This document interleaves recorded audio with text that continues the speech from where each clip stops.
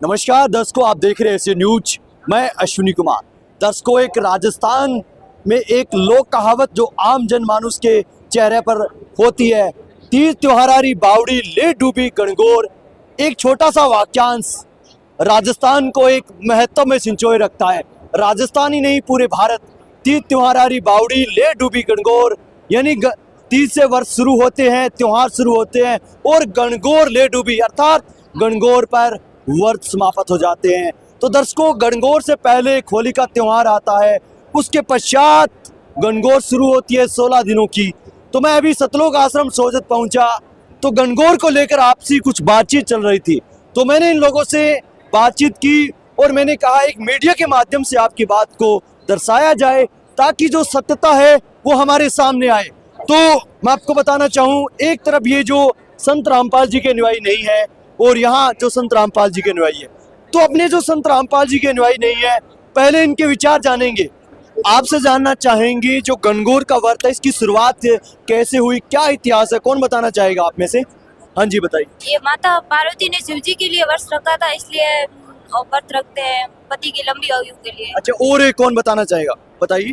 इसमें अगर हम व्रत रखेंगे, जो जो अनमैरिड है, अगर वो व्रत रखेगी तो उनको अब शिव जी जैसा पति मिलेगा। जी, तो दर्शकों, इन्होंने बताया कि पार्वती के आशीर्वाद से ये व्रत की शुरुआत हुई।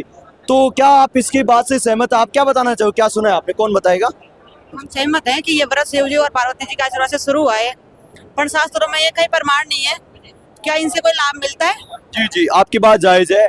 जैसे इन्होंने बताया कि इससे कोई लाभ भी मिलता है, क्या पूछना चाहते हैं, कौन बताएगा? हाँ जी, बताइए। अगर शादीशुदा करती है तो उनको उनके पति की आयु लंबी होती है, और अनमैरिड लड़कियां करती है तो उनको अच्छा पति मिलता है, और भाई को पार्वती जैसी पत्नी मिलती है। अच्छा, आप और क्या बता रहे हो? मैं ये बता रही हूँ, जैसे हमारे जो पूर्वज है वो आगे आगे व्रत करते आ रहे हैं, तो उनको भी बहुत ज्यादा लाभ हुए, तो हम उनके अकॉर्डिंग हमें भी लाभ मिलेगा। जी जी, जैसे इन्होंने बताया कि पूर्वज करते आ रहे हैं, पति की आयु लंबी होगी, तो आपका क्या मानना है, क्या कहना चाहोगे, कौन बताएगा? अभी इन्होंने ये बताया कि गणगौर का वो जो व्रत करते हैं उनसे यानी कि पति की आयु लंबी होती है, और जो अनमेरिड लड़कियां होती हैं उनको अच्छा पति मिलता है। तो ये हम ये पूछना चाहते हैं कि इन्हें वास्तव में क्या ये लाभ मिला है, उनको अच्छा पति मिला है? तो जैसे कि इन्होंने बताया कि क्या इनसे व्रत करने से आपको कोई लाभ मिला, कौन बताना चाहेगा? कोई लाभ मिला आपको व्रत हाँ, हमारे पूर्वज करते आए हैं पर उन्हें लाभ मिला है तो हमें भी मिलेगा। जी जी, जैसे इन्होंने बताया कि पूर्वज करते आ रहे हैं तो हमें भी मिलेगा, कौन बताना चाहेगा? जी बताइए। जी, अभी बहन ने बताया था कि पार्वती जी ने व्रत रखा था शंकर जी के लिए। जी, ठीक है। तो ये इनकी बता रहे हैं कि पारंपरिक जो चली आ रही है उससे लाभ मिलते हैं। सबसे पहली बात तो ये है कि पार्वती जी को क्या लाभ मिला। जब पार्वती जी शादी की, माँ बाप के मना, पिताजी के मना करने पर भी उन्होंने हठयोग करके तपस्या करके शंकर जी को पा भी लिया।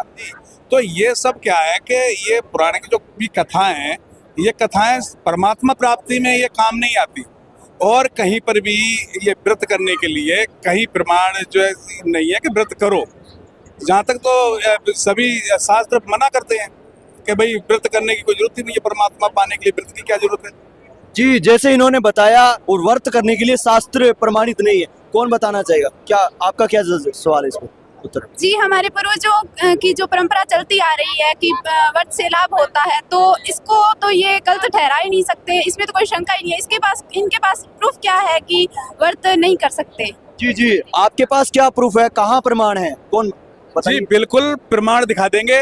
जी सर, आपने अभी प्रमाण की बात की, तो हमें दिखाइए ना, कहाँ है प्रमाण व्रत करने के लिए मना कर रहे हैं? देखिए, ये जो 24 प्रमाण पुस्तक है, ये किसकी पुस्तक है? रामदेव जी महाराज की, जो रुणेचे वाले बाबा रामदेव। बिल्कुल उनकी है। ये 24 प्रमाण 600 साल पुरानी लिखी हुई है, और इसके अंदर ही हम आपको प्रमाण दिखाते हैं। 11 राखो गाढ़ से प्रत्यक्ष छापे काल, और व्रत करे भूखा मरे जी पड़े जंजाल। अब ये मना कर रखा है इसके अंदर, देख लो, ये प्रमाण है इसके अंदर, लेकिन मानते ही नहीं लोग बात। जी जी, आपकी बात सत्य है। हमें इन्होंने प्रमाण भी दिखाया है कि व्रत करने से भूखा मरता है। बाबा रामदेव जी रुणेचे वाले, वो मना करे, आपका क्या कहना है?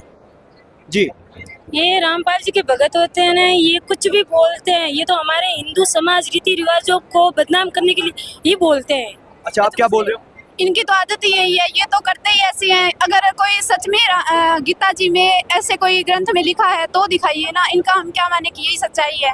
जी जी, इन्होंने बताया कि वो गीता जी या अन्य शास्त्रों में दिखाओ ना, किस है कोई ऐसा। हम दिखाते हैं ना आपको, जैसे ये श्रीमद् भगवत गीता है, इसमें हम आपको प्रमाण दिखाते हैं। जैसे खुद श्री कृष्ण अर्जुन से कह रहे हैं कि हे अर्जुन, ये योग न तो बहुत खाने वाले का और न बिल्कुल न खाने वाले का, तथा न तो बहुत शयन करने वाले का या सोने वाले का, न सदा जागने वाले का ही सिद्ध होता है। ये गीता जी में प्रमाण है। जी जी, इन्होंने जैसे दर्शकों अभी बताया भगवत गीता दिखाई, जिसके अंदर भगवान श्री कृष्ण मना कर रहे हैं। तो आप क्या कहना है इसके बारे में, आपका क्या कहोगे आप?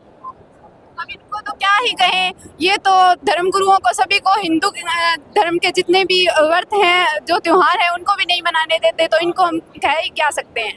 जी ये हाँ, कहना चाहते हैं कि लोगों को ज्ञान है नहीं, इन जो बहनें हैं इनकी इसमें कोई गलती नहीं है, क्योंकि जो पारंपरिक तरीके से कोई भी व्रत तीर्थ होते आए हैं, हमारे भी जैसे पहले बुजुर्ग वगैरह जो भी करते थे, हम भी इन चीज़ों को मानते थे। तो हम ये नहीं कह सकते कि ये सब चीज़ें, क्योंकि जब तक किसी को सच्चा ज्ञान नहीं मिलता, जब तक परमात्मा की मतलब सदगुरु नहीं मिलता, सदगुरु ही इन सभी चीज़ों को खोल के बताते हैं। तो अभी तक इन्होंने नहीं समझा उस चीज़ को, लेकिन अभी जैसे प्रमाण दिखाया, इसमें से दिखाया, हमारी बहन ने अभी गीता जी में से दिखाया, और हमारी बहन भी एक प्रमाण और दिखा देगी। व्रत करने के लिए मना करा है, ये बहन दिखा देगी प्रमाण। जी बहन जी, क्या प्रमाण है आपके पास? मेरे पास ये घट रामायण है जो तुलसी साहिब हाथरस वाले के द्वारा लिखी हुई है। इसमें ये प्रमाण है कि ये देखो, सहस बरस एकादशमी के ना, ये लोमस ऋषि के द्वारा कही गई है। इसमें ये बताया गया है कि अंत जन्म माखी को लेना, जो यानी कि 1000 वर्षों तक उन्होंने एकादशमी का व्रत किया था, उन्होंने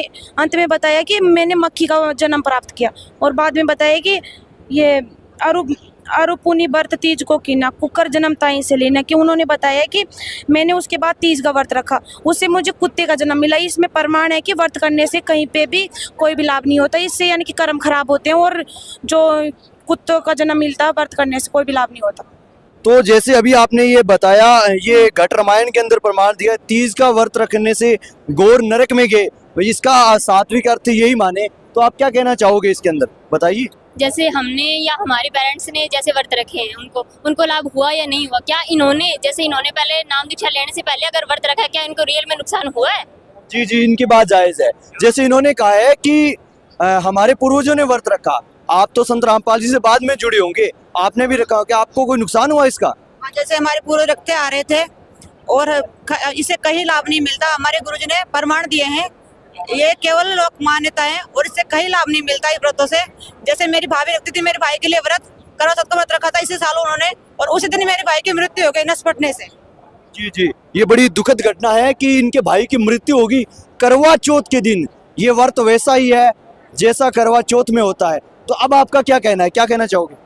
सर, ये तो कर्मों में लिखा होता है, इसे तो हम चेंज नहीं कर सकते, लेकिन जो हमारे पूर्वजों की परंपरा चलती आ रही है उसे भी हम चेंज नहीं कर सकते। जो पूर्वज करते आ रहे हैं उसे तो हमें करना पड़ेगा। जी, ये कह रहे हैं कि कर्मों में लिखा है और पूर्वज करते आ रहे, तो उसे कैसे छोड़े, क्या कहो? इसीलिए संत रामपाल जी महाराज कहते हैं, कर्म ब्रह्म ब्रह्मांड के पल में करहूं नेस, और जो हमरे दुआई दी करो हमारे पेश। वो तत्वदर्शी संत इन सभी कर्मों को काट देता है। ये प्रमाण। जी जी, आपकी बात जायज है। तो जैसे इन्होंने बताया, तो अब आपका क्या कहना है?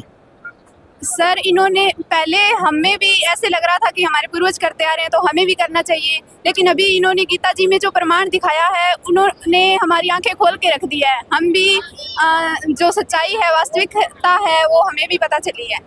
जी जी, तो अब आपका क्या कहना है सर?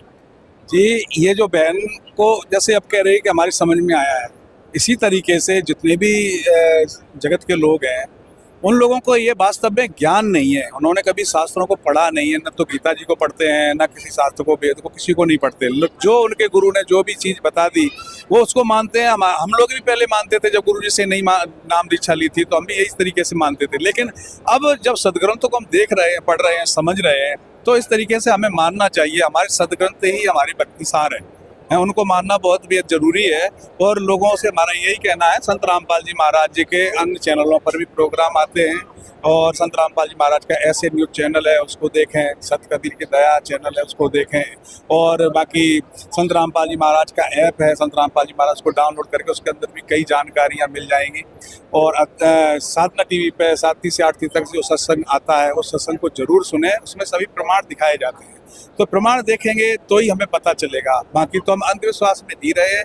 और जो पहले की जो परंपराएं हैं उन परंपराओं को समझना होगा और पुराणों को भी समझना होगा। जी सर, तो आपसे इन्होंने अभी जो बताया, क्या आप उन बातों से संतुष्ट, आप क्या कहना चाहोगे? हाँ जी बिल्कुल, इन्होंने सदग्रंथों के हिसाब से बताया, गीता में लिखा हुआ है वो सब कुछ बताया।